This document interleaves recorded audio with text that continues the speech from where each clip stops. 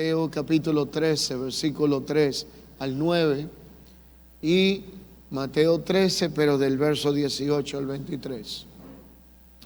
Y declara la Escritura: y les habló muchas cosas en parábolas, diciendo: he aquí que el sembrador salió a sembrar. Y al sembrar, parte de la semilla cayó junto al camino. Vinieron las aves y se la comieron. Otra parte cayó en pedregales, donde no tenía mucha tierra, y enseguida brotó, porque no tenía profundidad de tierra. Pero cuando salió el sol se quemó, porque no tenía raíz. Y esta que se quemó porque no tenía raíz, lo próximo fue que se secó. Otra parte cayó entre espinos, y los espinos crecieron, pero la ahogaron. Y otra parte cayó en buena tierra y dio fruto. Pero algunas semillas se diferenciaron de las otras. Una parte dio fruto al 100 por uno, 100 por uno. Otras al 60 y otras al 30 por uno. El que tiene oídos para oír, que oiga. Y a partir del verso 18 declara: vosotros pues escuchad la parábola del sembrador. A todo el que oye la parábola del reino y no la entiende, el maligno viene y le arrebata lo que le fue sembrado en su corazón. Esto es aquel a quien se le sembró la semilla junto al camino, y aquel en quien se sembró la semilla en pedregales. Este es el que oye la palabra, enseguida la recibe con gozo, pero no tiene raíz profunda en sí mismo, sino que solo es temporal. Y cuando por causa de la palabra viene la aflicción o la persecución, enseguida tropieza y cae. Y aquel en quien se sembró la semilla entre espinos es el que oye la palabra, mas las preocupaciones de este mundo y el engaño de las riquezas ahogan la palabra y se queda sin fruto. Pero aquel en quien se sembró la semilla en tierra buena, este es el que oye la palabra y la entiende, y este sí da fruto y produce, uno a 100, otros a 60 y otro a 30. Habló entre muchas cosas esta parábola y dijo claramente la importancia de no solamente escuchar, sino entender lo que se nos ha sembrado en el corazón. El tema de esta mañana es: ¿en qué terreno estás sembrando? El problema no es oír, sino entender. Hemos estado edificando por medio de la palabra de Dios a través de esta serie de enseñanzas sobre el principio de la siembra y la cosecha. En algunos aspectos se conoce como la ley de la siembra y la cosecha. Y en el mensaje anterior hablábamos de lo que plantea Gálatas cuando declara que todo lo que el hombre sembrare será lo mismo que segará. Pero el planteamiento previo es: Dios no puede ser burlado. Y hablaba de cómo si sembramos en la carne, segaremos corrupción, decadencia moral. Y si sembramos en el Espíritu, entonces cosecharemos vida. Y esta realidad la hace en un planteamiento con una exhortación final. Hablábamos de la importancia de no desmayar y entender que hay dos factores aliados a toda siembra que se efectúa, y es el hecho de tener paciencia y esperanza cuando sembramos.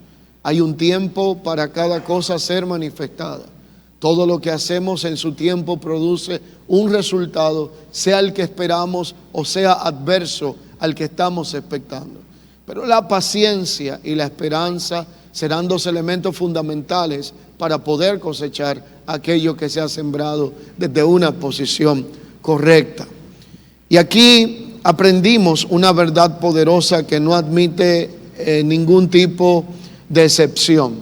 Todos estamos sembrando algo. Y queramos o no, nadie vive en un terreno neutral. Cada día de nuestra vida, con nuestras decisiones, pensamientos, palabras, acciones, estamos sembrando o la buena semilla o la semilla incorrecta, o en el buen terreno o en el terreno incorrecto.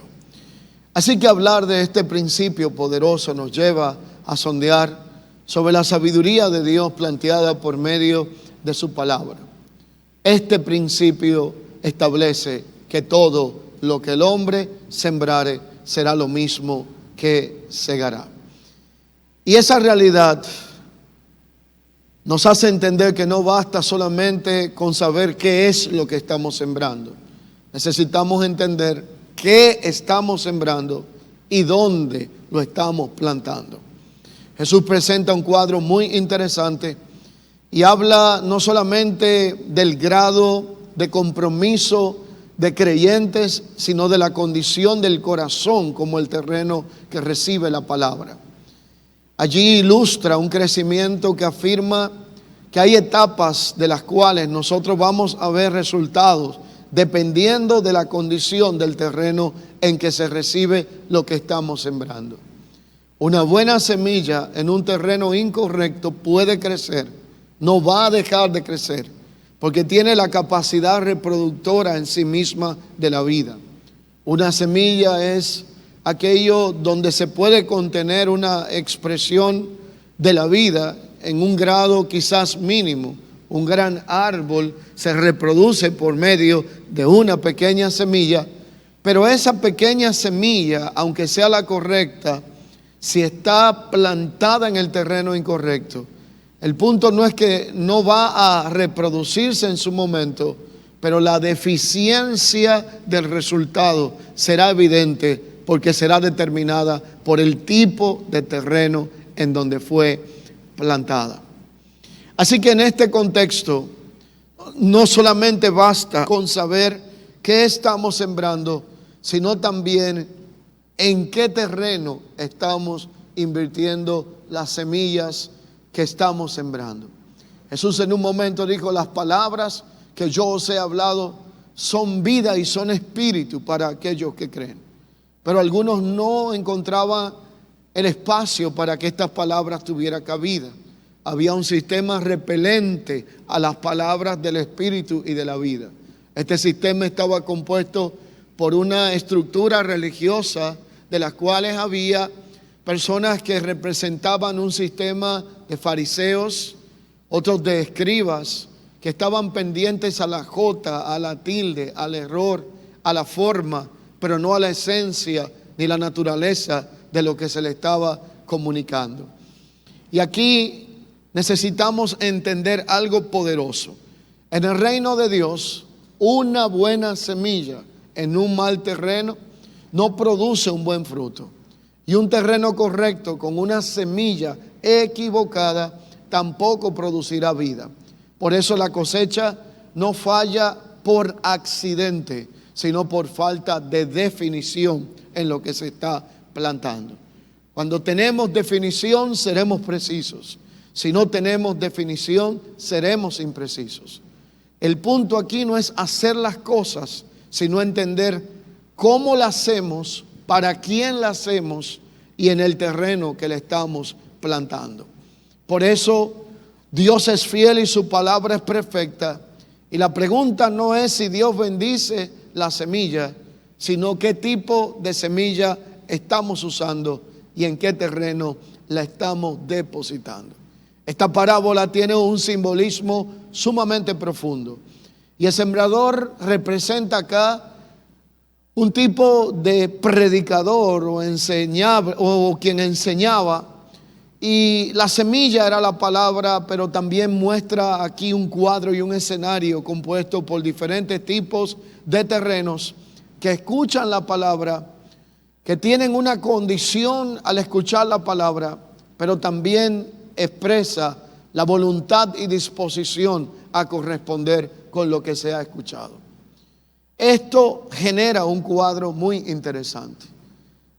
La cosecha de nuestra vida no es determinada por la multitud de semillas que acumulamos en nuestro corazón. Usted puede pasar el día desde que amanece hasta que anochece escuchando la palabra. La palabra va a producir un efecto, pero la condición del fruto va a depender de la realidad del corazón. Si el corazón no está sano, todo lo que se deposite allí va a ser un fruto deficiente, y no por causa de la naturaleza y la eficacia de la semilla, sino por la condición del corazón. Lo mismo sucede en los vínculos relacionales. Usted puede darle lo mejor de sí a otro, pero si el terreno que está recibiendo lo que usted le está dando está infértil, está afectado, tiene malezas o tiene algún tipo de condición que echa a perder lo que se está sembrando, entonces usted no puede expectar un resultado diferente al que ya está, hasta que no se sana la condición en donde se está invirtiendo. Y esto nos lleva a ciertas consideraciones. Comprender los grados de comunión con Dios nos lleva a observar tres realidades. La primera, quiero que repita conmigo: lo que éramos sin Dios y sin esperanza. Lo que somos ahora que conocemos a Dios y lo que hemos de ser después de haberle conocido. Lo que yo era, lo que soy y en lo que soy siendo transformado por la obra continua de su Espíritu, que no me dejará a medias, sino que completará lo que Dios ha determinado hacer por medio de nuestra vida. Y estas tres realidades también evidencian tres distintos grados de fructificación. Voy a repetir esta palabra: tres distintos grados de fructificación. El texto bíblico presenta un grado llamado fruto, el segundo grado se llama más fruto y el tercer grado de fructificación se llama mucho fruto. Fruto, más fruto y mucho fruto. El primero es aquel que responde a un 30% de lo invertido. Una semilla, 30% de resultado es fruto. El segundo, mucho fruto, es aquel que responde de una semilla a un 60% de resultado que se está esperando en la cosecha. Y mucho más fruto tiene que ver que por la semilla sembrada hay un fruto de un 100% de lo que en un momento se invirtió correctamente. Y esta palabra puede entonces definir que cuando recibimos una buena semilla, podemos tener actitudes, y una de ellas es recibirla, retenerla y entenderla. Tres acciones que definen el grado de comunión que como creyentes en Cristo nosotros podemos tener: recibir, retener y entender. A ver, recibimos la palabra, nuestra responsabilidad recibirla es procesarla, tratar de retener esa palabra que hemos recibido, no olvidarla, no ser personas que practiquen amnesia selectiva cuando lo que hemos escuchado no nos conviene o no favorece nuestros anhelos y nuestras ambiciones del corazón. Recibimos, retenemos y entendemos. Pero no obstante, estas tres acciones van a ser determinantes en el crecimiento espiritual que como hijos de Dios en nuestra comunión podamos tener. La primera dimensión de esta realidad corresponde al que oye y recibe la palabra.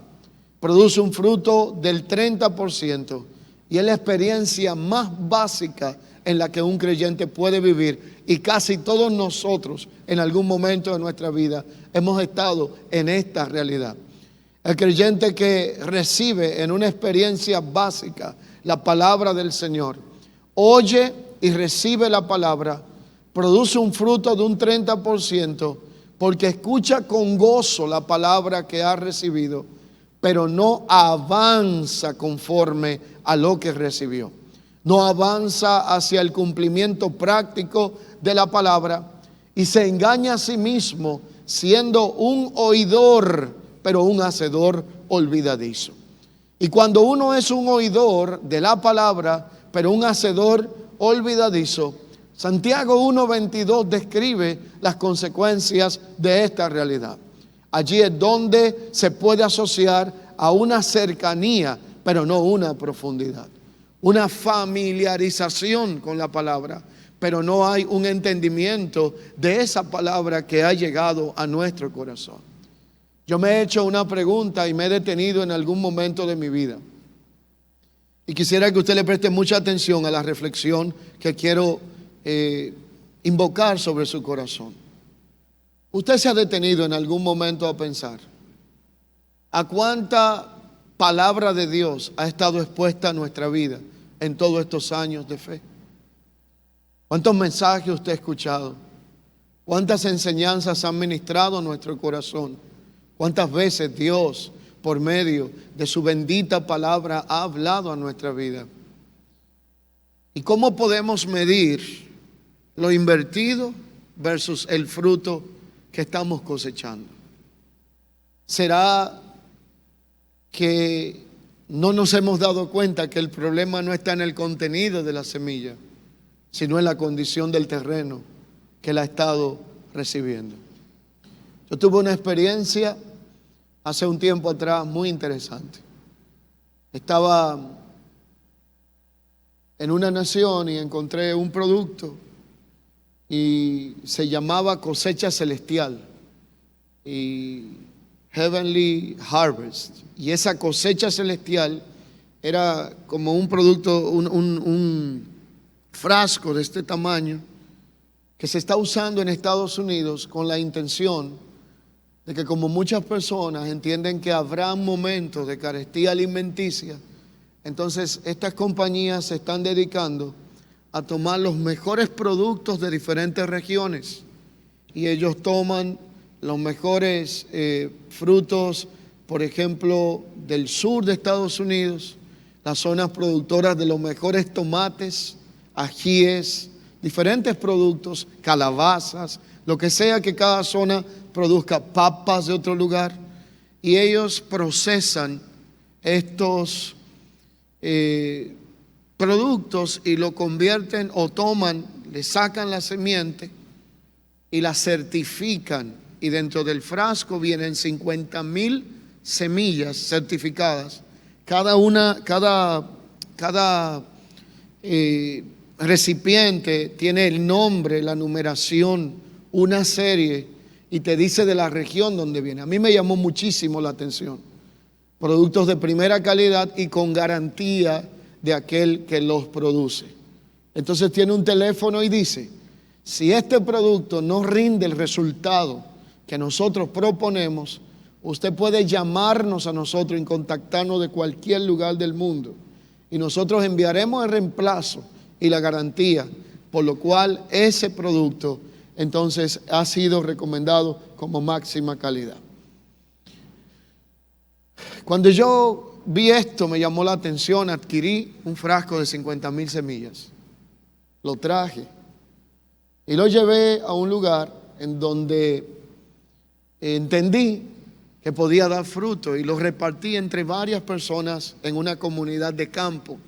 Y le dije: la única condición es que quiero ver los frutos cuando estén.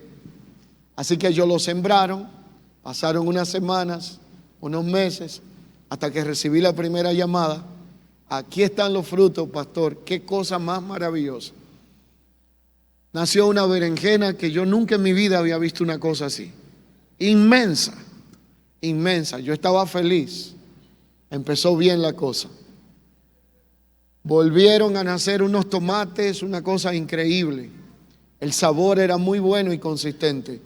Me llamó la atención cómo esto era algo que parecía un gran misterio. Yo lo traje en un frasco, y dentro de ese frasco se podía tener en mis dos manos. No me imaginaba que habían contenido tantos frutos como los que pude visualizar después que fueron invertidos en el terreno correcto. El único problemita fue que en las semanas siguientes empezó un tiempo de sequía que hubo el año pasado. Y todo lo que empezó a fructificar empezó a secarse. Y lo que ya nacía deficiente, ya no tenía la misma consistencia. Y yo intenté contactar la compañía solamente para ver qué ellos iban a decir. Pero cuando vi el envase y leí de nuevo, decía: garantizamos la calidad de nuestra semilla, pero no somos responsables por el terreno donde le estás sembrando. Me hice silencio y no llamé a ningún lado. ¿A dónde voy a llamar? Yo quiero decirles en este día que Dios es garante por la semilla de su palabra. Hay garantía de que la palabra de Dios no volverá vacía, sino que dará el fruto para lo cual Dios la ha enviado. Y todo lo que hemos invertido en nuestros hijos, en nuestra generación, en alguien que le hemos hablado el evangelio, la palabra que hemos creído, todo aquello que Dios ha dicho a nuestra vida, tiene garantía del poder dante. El problema no está en el origen, sino en el destino, en la condición de nuestro corazón. Si el fruto no llega al 30, mucho menos al 100, el problema no está en la condición de la simiente, sino en una demanda exhaustiva de revisión de la condición de nuestro corazón.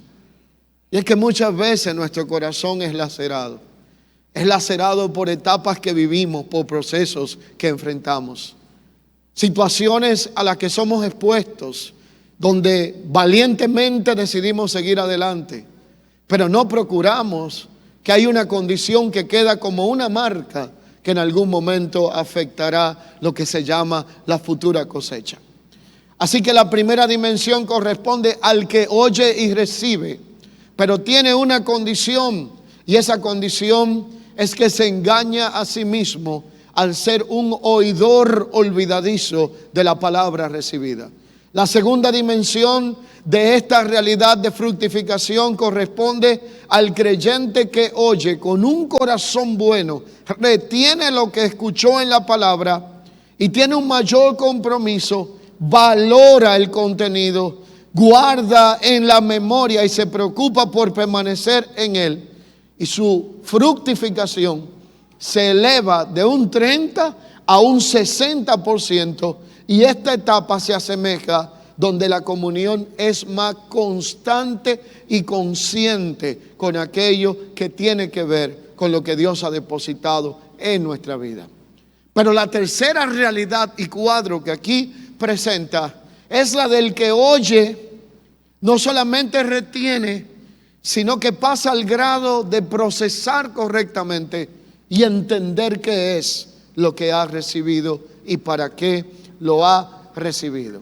Entender la palabra implica un aspecto fundamental que todo creyente debe de procurar y que está disponible por medio del Espíritu Santo de Dios. Se llama discernimiento espiritual. ¿Qué es lo que Dios me ha dicho y qué voy a hacer con lo que Dios me está diciendo? ¿Cómo voy a aplicarlo a la realidad de mi existencia? ¿Cómo puedo practicar este principio? Y esa tercera realidad de oír y entender la palabra no solamente implica discernimiento, sino también claridad para distinguir y hacer una diferencia entre la verdad y la mentira, aquello que es erróneo y lo que es correcto, y sobre todo para poder identificar la voluntad de Dios, diferenciarla de nuestros deseos carnales, egoístas, naturales y nuestros propios caprichos, y entender que esa voluntad de Dios siempre será buena, agradable y perfecta a nuestra vida. Poner por obra la palabra involucra aspectos que elevan nuestro compromiso con la causa eterna. Allí la fructificación se garantiza que no queda un 30, que no queda un 60, sino que llega al 100% de lo que Dios ha dicho. Pero vivir en esa dimensión donde la comunión con el Espíritu de Dios se convierte en una realidad de nuestra vida continua, hace que nuestro nivel de compromiso se resuma de la siguiente manera. El llamado de recibir la palabra, el escoger, el retener la palabra y el entender la palabra son tres aspectos fundamentales en nuestra vida de fe que debemos de tomar en cuenta. La misma semilla, según el terreno, puede producir diferentes resultados. El ejemplo que le puse tenía una garantía de que la composición de la simiente iba a fructificar, pero no tenía garantía sobre el terreno que se estaba aplicando. La semilla es una sola y es la palabra de Dios. El sembrador, que es Dios mismo, capaz de hablarnos en todo tiempo y todo momento, porque en Él está la intención. Él siempre será fiel y constante, y el factor determinante será el corazón que la recibe. ¿Cómo está respondiendo nuestro corazón a la palabra de Dios? Es una pregunta que debemos de hacernos, sobre todo en inicio de un año y de una temporada como lo estamos en este momento. ¿Cuál es la respuesta? ¿Será que estamos respondiendo al 30, al 60 o al 100? ¿Será que hay algo que tiene que ser sanado dentro para que la simiente pueda producir el resultado que estamos esperando? Y Jesús no comienza cuestionando si el sembrador salió o no a sembrar, sino que Él afirma con claridad: he aquí, el sembrador salió a sembrar. Por lo tanto, la siembra no es una opción, sino una realidad constante. Dios continuamente está sembrando en nuestra vida. Nosotros no podemos aludir un terreno neutro, continuamente estamos sembrando. Pero muchas veces anhelamos ver el fruto de lo que estamos sembrando. Y cuando no vemos el fruto, nuestra vida termina en un estado de decepción. No hay una cosa más frustrante que usted hacer el bien y cosechar el mal. No hay una cosa más frustrante que dar lo bueno y recibir a cambio lo que es totalmente contrario a lo que usted está dando. No hay una cosa más decepcionante que usted manifestar bondad y recibir a cambio el rechazo a la bondad que manifiesta. En algún momento determinado puede ser que no veamos el fruto, pero Dios garantiza que todo lo que el hombre sembrare en algún momento y por algún lugar lo verá. Esto involucra un aspecto que tiene que ver con la fe. La fe es aquella que hace que nosotros podamos llamar a las cosas que no son como si fueran. La fe cree sin haber visto. Es probable que no veamos, pero sepamos que está allí lo que hemos creído de parte del Señor. Y la Biblia garantiza que a su tiempo fructificará si no desmayamos. Pero esta realidad, Gálatas 6:7 la plantea diciendo de la siguiente manera: nadie puede engañarse a sí mismo, pues todo lo que el hombre sembrare, eso mismo segará. Y la gran pregunta aquí es, no si estamos conscientes cuánto hemos sembrado, sino si estamos conscientes lo que estamos sembrando sin darnos cuenta. A veces hablamos sin pensar, actuamos sin tener un detenimiento y analizar las consecuencias de nuestras acciones. Y hacemos cosas que después lamentamos, pero el tiempo pasa la factura y ya muy tarde para volverlo atrás y reponerla. Implica que todo hombre debe de ser cauteloso, tardo para airarse, tardo para responder. Porque una respuesta incorrecta en un momento determinado puede arruinar toda una siembra. Yo no sé si a usted le ha sucedido que uno va haciendo las cosas bien y en un momento determinado dice algo que daña todo lo que había hecho anteriormente. ¿Le ha sucedido a alguien esto? Y hay otros que tienen la tendencia, que tienen una línea muy corta entre la lengua y el cerebro y no acaban de pensar algo y lo sueltan sin procesarlo, sin entender si a alguien le va a dañar la vida o le va a afectar a otro lo que usted está diciendo. Cuando usted no tenga nada bueno que decir, haga silencio y será su mejor regalo.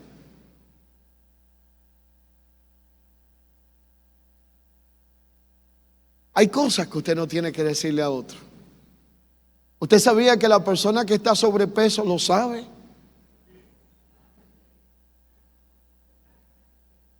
¿Usted sabía que la persona que tiene algún tipo de deficiencia o no sé, la palabra que quiero usar, desperfecto como le llaman por ahí, que en sí no hay. Porque una cosa es lo que para usted es perfecto y otra para lo que otra persona lo sea. Ya lo sabe.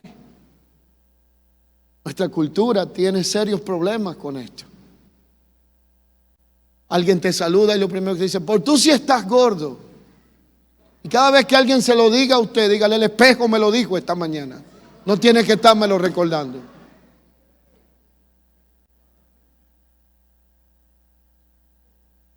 Yo recuerdo una ocasión, estaba bien pasado de peso, más que ahora. Y decidí por salud tomar medidas. Y empecé a hacer mis mejores esfuerzos. Y la cosa empezó a funcionar. Y empecé a bajar y bajar. Y me emocioné bajando y bajé demasiado. Pero cuando estaba en sobrepeso todo el mundo me decía, tan joven. Y míralo. Cuando empecé a bajar, empezaron a acercarse, me pensé, pastor, ¿usted se siente bien? Decía, sí me siento bien. Usted se ve enfermo. Es como si algo le estuviera pasando. Y yo decía, pero ¿y quién entiende al ser humano? Nosotros tenemos que tener en cuenta que cada declaración nuestra es una siembra y puede afectar la cosecha de otro, puede dañar el corazón de otro. El mío no se me dañó por eso, gracias a Dios. Pero usted no sabe lo que usted diga que para usted sea normal y que puede afectar la vida de otro. Pero detrás de esto se esconde un orgullo barato. Es que yo soy clara, es que yo soy claro. Usted no es clara, ni es claro, ni es sincera, ni es sincero.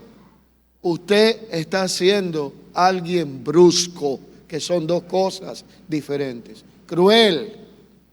Porque hay cosas que no están para estárselas recordando a otros.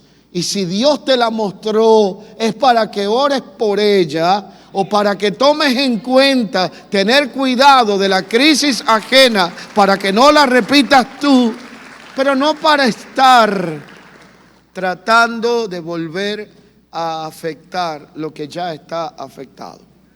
Sembramos con nuestras decisiones, con actos pequeños, con lo que puede ser insignificante día a día, pero en algún momento esto producirá un fruto. Sembramos con palabras. Lo que nosotros declaramos tiene poder para edificar o para destruir. Usted se levanta maldiciendo desde por la mañana.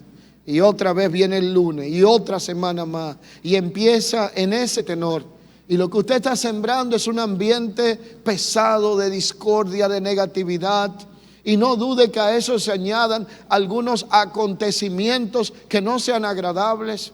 Porque la realidad es que hay un poder en los labios del ser humano, sobre todo cuando estos han sido alineados a la autoridad dada por el Señor. Y esta realidad hace que nosotros tengamos en cuenta que todo lo que sembremos en algún momento producirá un resultado. Pero hay corazones que son como ese camino que he descrito en este día. Endurecido, donde la palabra no logra penetrar.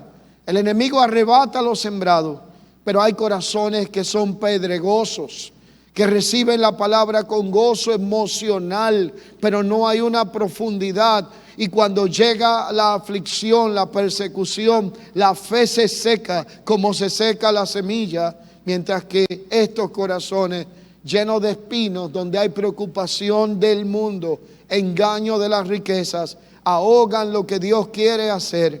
Y hay una buena tierra también que oye, entiende y da fruto. Por eso esta realidad nos confronta de una manera poderosa. Muchas veces no está en la fuente de procedencia de lo que recibimos, sino en el estado del corazón con que la recibimos.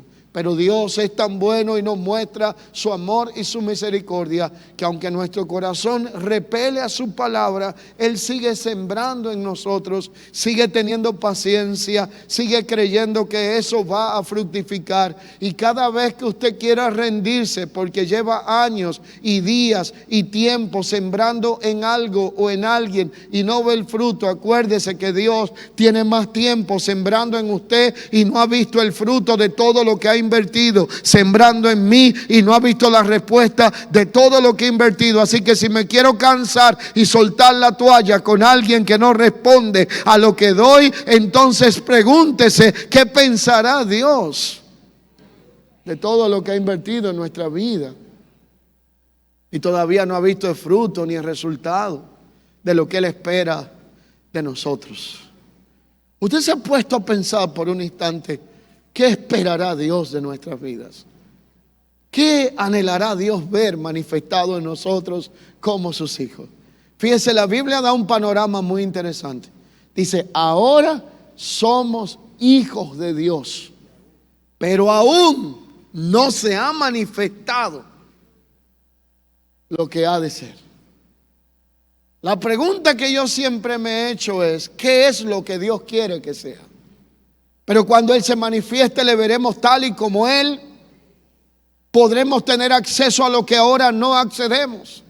¿Cuál es la limitante del acceso que ahora tenemos? Nuestra desobediencia, nuestra rebeldía, nuestra carnalidad. Todo aquello que no corresponde a su propósito es un obstáculo que se constituye, que no permite que le conozcamos y le veamos tal y como Él quiere darse a conocer a nuestra vida. Pero esto debe de llevarnos a un autoanálisis exhaustivo. Discernir la condición y examinar nuestra condición interior y preguntarnos con honestidad algunas preguntas intencionales. La primera, ¿estoy oyendo la palabra solo con mi mente natural o estoy dejando que la palabra eche raíz y tome profundidad en mi mente y en mi corazón? La segunda, ¿mi fe depende de emociones pasajeras o de convicciones profundas? ¿Seré como Pedro, que necesitaba ver para poder creer, o estaré dispuesto a confiar en Dios más allá de las circunstancias y de aquellos que mis ojos puedan ver? Y la tercera, ¿qué espinos están creciendo en mi vida y están ahogando lo que Dios quiere que produzca frutos? Y es que hay espinos y circunstancias que tenemos que aprender a identificar y a derribar para que el fruto pueda crecer de la manera que Dios quiere manifestarlo en nosotros. Pero la gracia de Dios no termina en la confrontación. La gracia de Dios nos lleva a una reflexión profunda, nos identifica y nos diagnostica cuál es la condición real, cuál es la genuina realidad que debemos de considerar. Pero la gracia de Dios, qué bueno que también nos lleva a la corrección y nos da la solución de aquello que tiene que ser enmendado. Aun cuando hemos sembrado mal, Dios en su misericordia nos llama a reconsiderar la restauración del terreno, porque no toda mala siembra es definitiva si hay un arrepentimiento genuino, y el arrepentimiento está ligado a una decisión y la decisión a un cambio de mentalidad. Por eso Dios permite la corrección antes de la cosecha, porque su deseo no es castigarnos, sino salvarnos. Arrancar espinos duele, arrancar malezas duele, quitar piedras cuesta, ablandar y arar la tierra que es árida tiene un alto precio y toma tiempo. Pero si queremos ver fruto, vamos a estar dispuestos a atravesar por el dolor de que nos derriben los pinos, nos aren la tierra, nos remuevan las piedras del corazón, para que podamos ver el fruto que Dios quiere que sea manifestado en nuestra vida. Pero la corrección del terreno es una expresión de amor de parte de Dios. Una expresión de amor que nos advierte a tiempo y nos invita a volver a sembrar correctamente aquello que nosotros estamos sembrando y el terreno y su condición para que pueda tener garantía de fructificación. Una de las expresiones más comunes en nuestra vida en un momento determinado que atravesemos por dificultad es la palabra tribulación. ¿Cuántas personas sienten que han pasado por alguna tribulación en su vida? Yo he vivido tribulaciones. La tribulación es comparada como con un tipo de turbulencia. Cuando uno oye la palabra tribulación, uno como que piensa como en una turbulencia, en algo así. Pero muchos desconocen el origen de la palabra tribulación. La tribulación no es una prueba. La tribulación no es una tentación. La tentación no proviene de Dios, sino del diablo, que es el tentador, porque Dios no tienta a nadie. La tentación viene para sacar lo peor que está dentro de nosotros. Y cuando usted es tentado, si lo peor está ahí, sale en la tentación. Si no está en la tentación, usted puede salir victorioso, porque la tentación busca sacar lo peor de nuestra vida. La prueba sí es permitida por Dios, porque nadie es aprobado si no es probado primero. Y la prueba no busca sacar lo peor de nosotros, sino sacar lo mejor de nosotros. Por eso en la prueba podemos sobresalir en el resultado, cuando lo mejor de nosotros sale de ella. Pero la tribulación proviene de una raíz en donde se usa para describir un instrumento que se usaba en los campos donde se producía pastos para alimentar a los animales. Y en todo establo y en todo lugar donde había alimentación de ganado y se guardaba la hierba seca para luego hacer el alimento para el ganado, tenía que haber una especie de instrumento llamado el tribulador. Así que cuando el tribulador se echaba entre la paja y se araba y se alaba, el tribulador tenía características y tenía como unos garfios, una especie como de ganchos, y cuando se entraba el tribulador se llevaba las piedras que estaban dentro de lo que estaba allí siendo procesado. El arroz, cuando se sacaba de un lugar determinado, le entraban un tipo de instrumentos como este, para que no tuviese piedras en medio.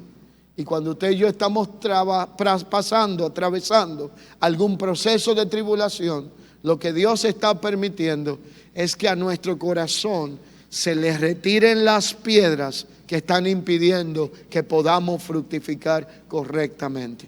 Está siendo atribulado, Dios está removiendo piedras en nuestro corazón para que podamos ver el propósito de su palabra fructificar en nuestra vida sin que haya estorbos de dureza en nuestro corazón. Pero después de corregir, Dios demanda que nosotros aprendamos a perseverar. Pablo nos exhorta en cuanto a perseverar, que no nos cansemos. El cansancio es un aspecto natural de nuestras vidas. Somos humanos. Nuestras energías y fuerzas están cuantificadas para resistir un tiempo. Hay quienes agotan la fuerza y viven en la adrenalina. Por eso viven reactivos, en un estado de alerta que nunca baja. Reaccionan a todo. No le puedes topar porque reaccionan. No le puedes hablar porque se asustan. Porque ya gastaron fuerza y ahora operan en la adrenalina. Solamente están a la defensiva de un ataque. Hermano, quiero que sepa que, dígame usted, por favor, ten cuidado, ya no me corrijas. Mira, yo quiero que no me digas nada, que ya yo lo sé. Ahí no hay fuerzas, ahí hay adrenalina. La adrenalina sirve para cuando yo voy a cruzar la calle y veo que viene un vehículo, sacar una extra energía turbo y cruzar y caer de aquel lado, y después usted dice, no sé qué me pasó, pero me salvé porque adrenalina. Y Pablo declara lo siguiente: no nos cansemos. Se te van a agotar la fuerza cuando no veas frutos, cuando no veas resultados, cuando te pases la vida dando algo y recibes lo contrario, cuando siembra y no ve la cosecha que espera. Nos cansamos. ¿Cuántos se han cansado en la vida? Vamos a ver, sinceramente, ¿quién de los que está aquí se ha cansado un día? Yo tengo una respuesta para ustedes de parte de Dios. Dios da fuerza al que está cansado y le multiplica la fuerza al que no tiene ninguna. Los muchachos, aún con todo y el ímpetu, el que tiene hijos sabe lo que corren cuando tienen esa energía acumulada. Y aún los muchachos se fatigan, se cansan, se agotan, caen rendidos en la noche por más que corran. Pero los que esperan en el Señor recibirán nueva fuerza, levantarán sus alas como el águila, correrán y no se cansarán, declara la Escritura. Ay, pero espéreme.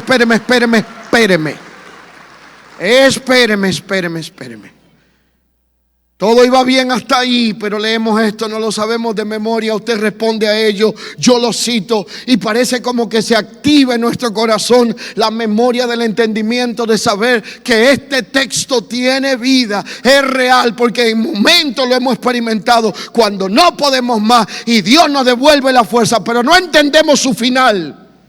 ¿Qué dice su final? Da fuerza al que está cansado, multiplica la del que no tiene. ¿Y qué más dice? Ay, pero lo acabamos de citar. Los que esperan en el Señor recibirán. Espérese. Vámonos aquí.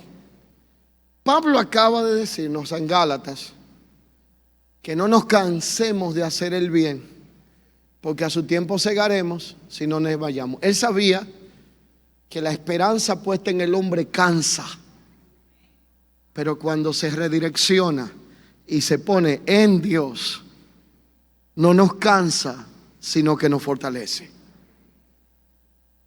Aquí el secreto poderoso es este.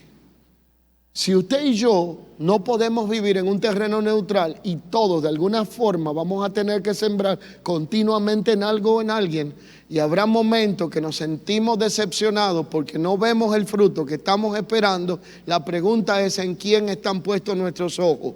¿En el terreno donde sembramos? ¿En aquel de quien esperamos la respuesta? ¿O en el Dios que no va a fallar aquello que ha prometido? Ahí es que consiste el secreto de nuestra victoria. Si yo siembro lo correcto y usted no responde a ello, esos son sus problemas, pero el Dios que ha visto la intención de mi corazón se encargará en no dejar sin fruto lo que he hecho en su nombre, y de él vendrá mi fortaleza. Pero nuestra confianza y expectativa debe de estar puesta en el Señor.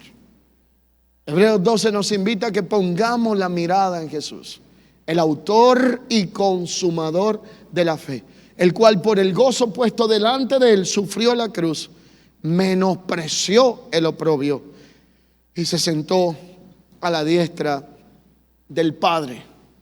El Señor nos invita a levantar nuestra mirada.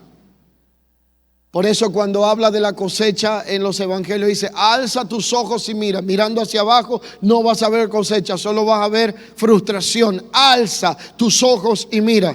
La mies está madura, la cosecha está lista, y lo que Dios quiere es que levantemos nuestra mirada y comencemos a tener una visión eterna de aquello que parece no tener solución y tenemos por delante. Pero estas semillas, cada una, cayeron en diferentes terrenos. La semilla de junto al camino representa el corazón endurecido. La semilla que en un momento determinado cayó en pedregales representa el corazón superficial. Vamos a ver qué es un corazón superficial. Es uno que recibe la palabra con gozo, pero no tiene raíz en sí mismo. Y como no tiene raíz, cuando viene la aflicción tropieza.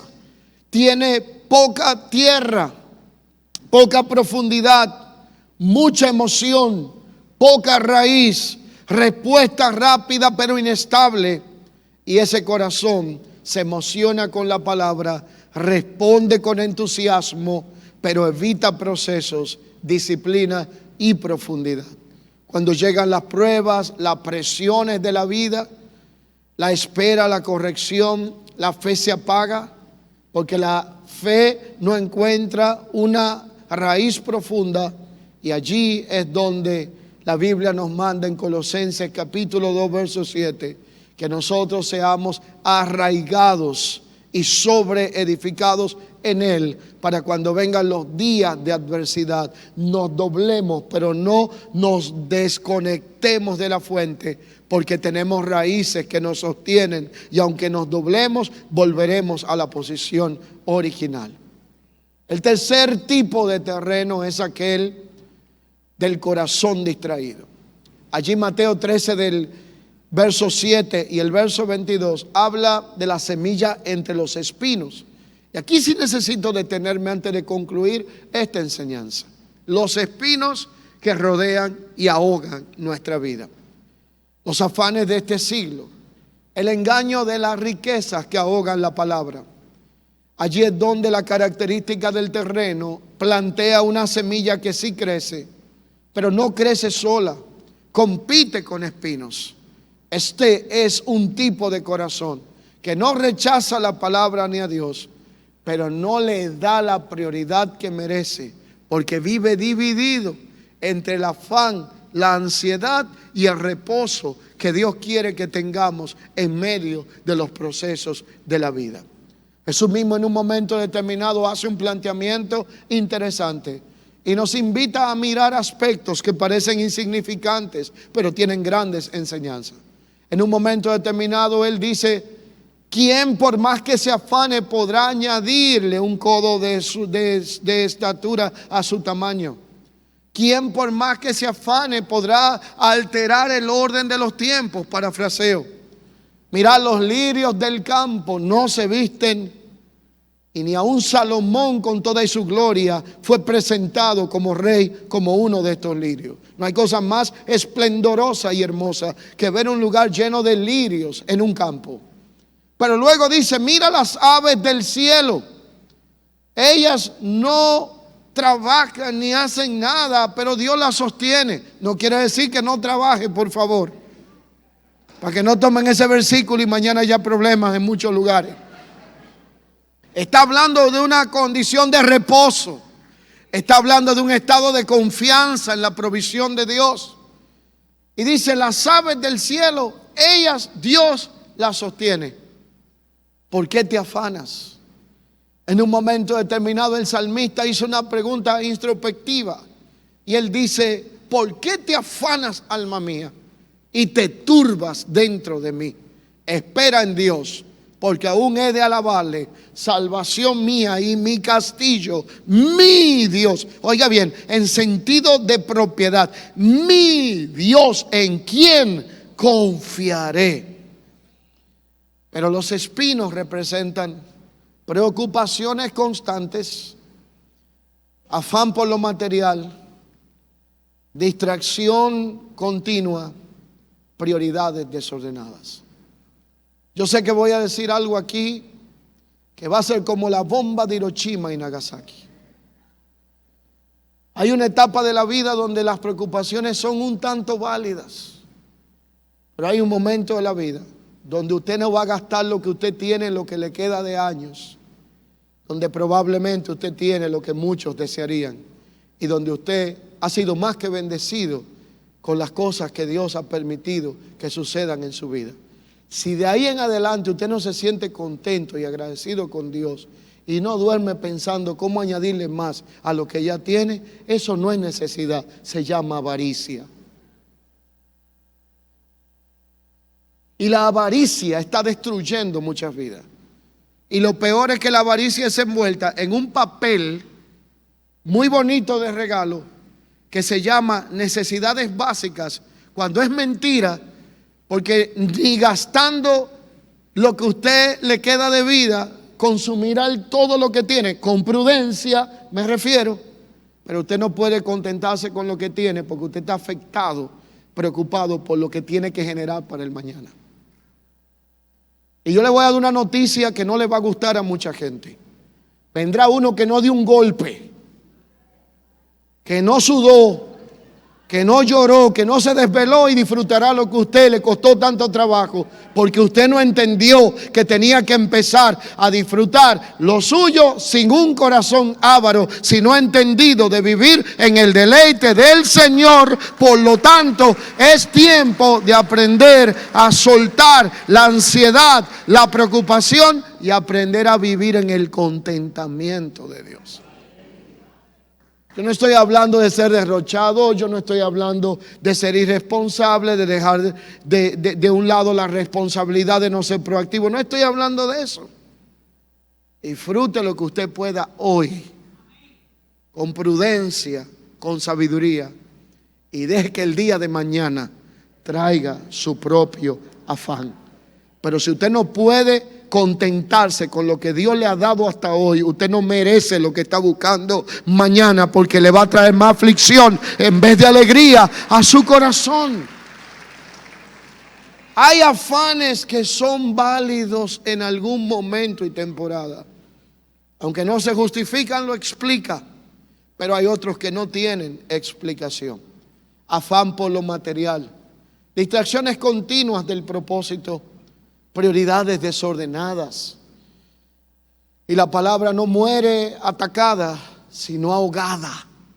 No es un ataque abierto, es una asfixia a la palabra que ya ha sido dada, porque la recibimos con gozo. Pero el tanto afán, ansiedad y avaricia no deja que procesemos ni entendamos la palabra, porque hay otras prioridades desordenadas que están ahogando lo que en verdad merece valor en nuestra vida. No toda esterilidad viene del pecado, muchas veces viene de la distracción. En Lucas 10:41 Jesús tuvo que llamar la atención de alguien que amaba y le dijo: Marta, afanada estás con muchas cosas y te has perdido la mejor parte, y esa no es la que tú estás eligiendo. El que oye y entiende la palabra da fruto a 100, a 60, a 30 por uno.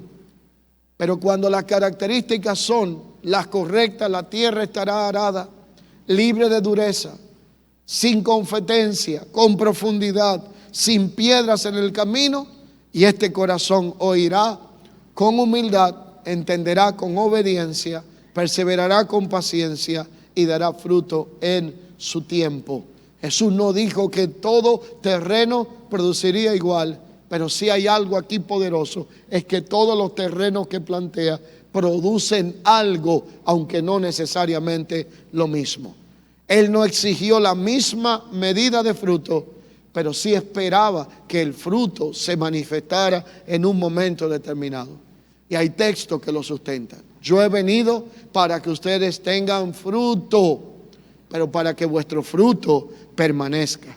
La palabra de Dios no viene para que usted tenga más conocimiento teórico, sino para que haya más fructificación en cuanto a lo que Dios ha hablado a nuestro corazón. No me digas cuántos versículos y cuánta Biblia te sabes. Dime qué estás haciendo y qué vas a hacer con lo que ya conoces, porque ese es el fruto que en un momento debe de permanecer. Y esta es una responsabilidad que es personal. No podemos culpar al sembrador, no podemos culpar a la semilla. Tenemos que revisar con sinceridad la condición del corazón. Y Dios nos recomienda una verdad poderosa que no podemos ignorar. Nadie puede vivir en la neutralidad de no sembrar o no tener siembras en su corazón. Dios nos llamó primero a examinar la condición del terreno, porque una buena semilla en un corazón descuidado no dará fruto, pero una mala semilla tolerada tarde o temprano producirá dolor. Por eso la cosecha no se detiene por ignorancia, pero por la misericordia de Dios. Dios nos da la oportunidad de corregir el fruto o el rumbo que lleva nuestra cosecha. Mi oración es que cuando Dios mire nuestro corazón, no encuentre un camino endurecido, ni espinos creciendo, sino buena tierra, porque la semilla correcta, en el terreno correcto, en el tiempo de Dios, siempre dará su fruto. Mi oración es que hoy no salgamos solamente con un mensaje, sino con una responsabilidad. Y esa responsabilidad es sembrar con conciencia, vivir con fe y esperar con esperanza, sabiendo que lo que ha sido sembrado en su momento dará el fruto que estamos esperando si no desmayamos. Y hoy quiero, en base a esta palabra, reiterar lo siguiente: ¿en qué terreno estamos sembrando? El problema no consiste solamente en oír, sino en entender lo que hemos escuchado. ¿Cuántas veces oímos, escuchamos, pero no oímos?